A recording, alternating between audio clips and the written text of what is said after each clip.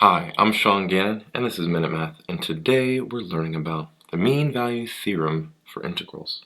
Minute Math, when you need help you use Minute Math. We're given this problem right here, f of x equals a negative x to the third plus 7x squared minus 11x plus 3, and we're given the interval from 1 to 5. And we want to find the average value of the function over this interval. So first I'm going to use my formula, my f of c here. Is equal to 1 over b minus a. This is for the average here, okay?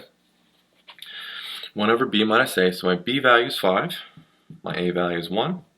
Integral from 1 to 5 of my function, negative x to the third plus 7x squared minus 11x plus 3 dx.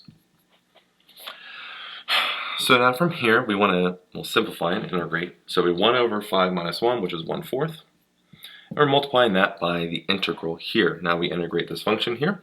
Negative x to the third is a negative x to the fourth over 4. Plus 7x squared is 7x to the third over 3. Minus 11x is 11x squared over 2. You get the gist. And 3 is a 3x. And we're integrating this from 1 to 5. Okay? Alright.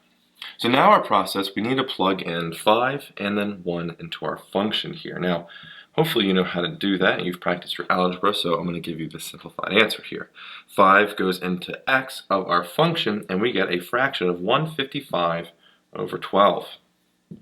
Subtract that by, we plug 1 into our function here, and I got a negative 5 over 12 for that. What does that simplify to be? Well, the 1/4 stays out front. And we have a, 155 over 12 minus a negative 5 over 12, which is plus a positive, so we're adding them. Came out to be, what did I get? Oh, not equal. We're multiplying here. I got a 40 over 3. Well, 1/4 times 40 over 3 comes out to be a 10 over 3, which is equal to, not approximate, a 3.3 repeating. And there we have it. Our average value of the function over the given interval is a 10/3.